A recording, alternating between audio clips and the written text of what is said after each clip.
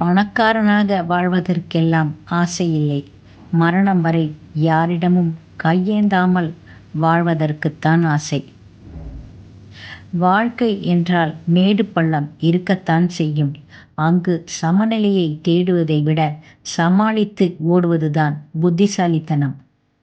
பிள்ளைகளுக்காக உழைக்கும் போது இழந்து போன இளமை பேரக் குழந்தைகளோடு விளையாடும் போது திரும்பவும் வந்துவிடுகிறது. இறக்கும்போது நமக்கு வேண்டாதவர்களையும் பார்க்க விரும்புகிறோம். இருக்கும்போது நமக்கு வேண்டியவர்களையும் பார்க்க மறுக்கிறோம். தனிமை கொஞ்சம் வித்தியாசமானதுதான். தானாக எடுத்தால் இனிமையானது, பிறரால் கொடுக்கப்பட்டால் கொடுமையானது. பணம் இல்லாத இளமையும் வாழ்க்கை துணை இல்லாத முதுமையும் கொடுமையானது என்பதை அனுபவிப்பவர்களால் மட்டுமே உணர முடியும். அருகதை இல்லாத இடத்தில் அன்பை வைத்துவிட்டு ஏமாந்து விட்டேன் என்று நினைத்து கலங்காதீர்கள். நல்ல வேளை தப்பித்து விட்டேன் என்று மகிழ்ச்சி கொள்ளுங்கள். எதிர்பார்ப்புகள் இல்லாமல் வாழ கற்றுக்கொள்ளுங்கள். அதுதான் வாழ்க்கை சந்தோஷமாக வாழ்வதற்கு வழிவகுக்கும். யாரையும் வாழ்க்கையை திருத்திவிடலாம், மாற்றிவிடலாம் என்று எண்ணாதீர்கள். அது வீணாக உங்களை மன அழுத்தத்தில்தான் தள்ளிவிடும்.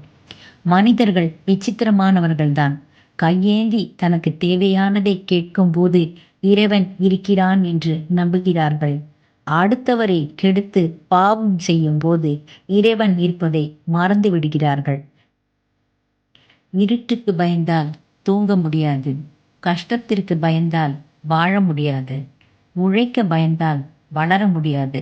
வாழ்க்கை ஒரு முறைதான் வாய்ப்பை தரும். வாழ்ந்து கொள்ளுங்கள். ஒன்றை உருவாக்குவது கடினம், உழைப்பது எளிது. அது பொருளாக இருந்தாலும் சரி, உறவாக இருந்தாலும் சரி. கோபம் தேவைப்படும் போது கேடயமாக இருக்கலாமே தவிர ஒருபோதும் ஆயுதமாக இருக்கக்கூடாது. எல்லோரும் நல்லவராக இருப்பார்கள் என்று நினைப்பதில் தவறில்லை. எல்லா நேரமும் நல்லவராகத்தான் இருப்பார்கள் என்று நினைப்பதுதான் தவறு. கிடைத்ததை ஏற்கவும் முடியாமல், தொலைந்ததை மறக்கவும் முடியாமல் இருக்கும் பரிதவிப்பு மிக மிக கொடுமையான ஒன்று. ஒரு நபரை அதிகமாக பிடிக்கிறது என்பதற்காக அவர்களையே உலகமாக ஆக்கிக் கொள்ளாதீர்கள்.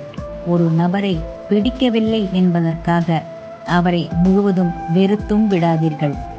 வலிகளை தரும் உறவுகள் வேண்டாம். ஆறுதல் தரும் தனிமையே போதுமானது. இந்த வீடியோவை இவ்வளோ நேரம் பொறுமையாக பார்த்த உங்கள் அனைவருக்கும் என்னுடைய நன்றிகள் பல பல. பிடிச்சிருந்தா லைக் பண்ணுங்கள், ஷேர் பண்ணுங்கள். மறக்காத என்னோட சேனலை சப்ஸ்கிரைப் பண்ணுங்கள். தேங்க்யூ.